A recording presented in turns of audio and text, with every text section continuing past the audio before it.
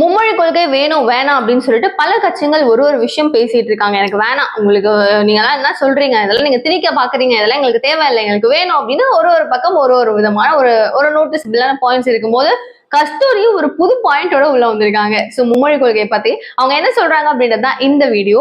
So அவங்க actually சொல்ற விஷயம் என்ன அப்படின்னா, மும்மொழி கொள்கை வந்து நம்மளுடைய மாநிலத்தை தவிர எல்லா ஸ்டேட்ஸ்லயுமே வந்து எக்ஸெப்ட் பண்ணி சிறப்பா போயிட்டு இருக்காங்க. நம்ம மட்டும்தான் அதை வந்து வேண்டாம் வேண்டாம் அப்படின்னு சொல்லிட்டு இருக்கோம். நான் இருக்கிறது தெலுங்கானால என்னுடைய பையனுக்கு கட்டாயமா வந்து தெலுங்கு தான் அவங்களுடைய மீடியமா படிக்கணும் அப்படின்னு சொல்லிட்டு, அதாவது அவங்களுடைய தாய்மொழி அப்படின்றதுனால கட்டாயம் அப்படின்ற விதத்துல அவங்கள படிக்க வைக்கிறாங்க.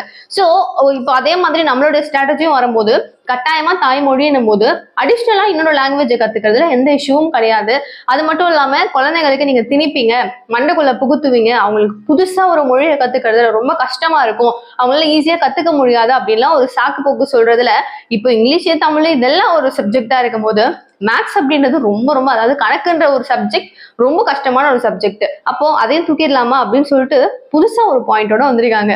யோசிக்கும் போது ஆமால அப்படின்னு தோணினாலும் மேத்ஸ் ரொம்ப முக்கியம்ப்பா அப்படின்ற மாதிரி, இதுவும் எங்களோட லாங்குவேஜ் அதுவும் உங்களோட லாங்குவேஜ் அப்படின்னு இல்லாம இன்னமும் அந்த மும்மொழி கொள்கைக்காக சண்டை போய்கிட்டு தான் இருக்கு, போகதான் போகுது. ஆனா இதுக்கான சொல்யூஷன் என்னன்றதுதான் சீரியஸா தெரியவே இல்லை. ஒரு பக்கம் வந்து திணிக்க கூடாது அப்படின்னு சொல்றதுல ஒரு ஆப்ஷனலா அவங்க வைக்கலாமா, இல்லைன்னா இவங்க வந்து ஓகேன்னு அக்செப்ட், ஏன்னா எல்லா ஸ்டேட்ஸ்லயுமே அவங்க அக்செப்ட் பண்ணிட்டாங்க. பட் தமிழுக்கு மட்டும் இல்ல இல்ல இல்லன்னு நம்ம கொடி காமிச்சுக்கிட்டு இருக்கோம். இது வந்து இன்னும் சமஸ்கிருதம் வரப்போது, ஹிந்தி உள்ள நுழைய போது, வேற லாங்குவேஜஸ் வந்துட்டா அப்ப தமிழ் அடிமட்டத்துல மறந்துடுவாங்க எல்லாரும் அப்படின்றதுதான் ஒரு பெரும் குற்றச்சாட்டா இருக்கு. இது ஆமான்னு நீங்க நினைக்கிறீங்களா இல்லன்னு நினைக்கிறீங்களா அப்படின்னு உங்களுடைய ஃபேரான கமெண்ட்டை ப்ளீஸ் எனக்கு சொல்லுங்க. இந்த மாதிரி நிறைய விஷயங்கள் பேசலாம், எல்லாத்தையுமே நீங்க தெரிஞ்சுக்கணும்னு நினைச்சீங்கன்னா சேனலை சப்ஸ்கிரைப் பண்ணிக்கோங்க. தேங்க்யூ சோ மச் ஃபார் வாட்சிங்.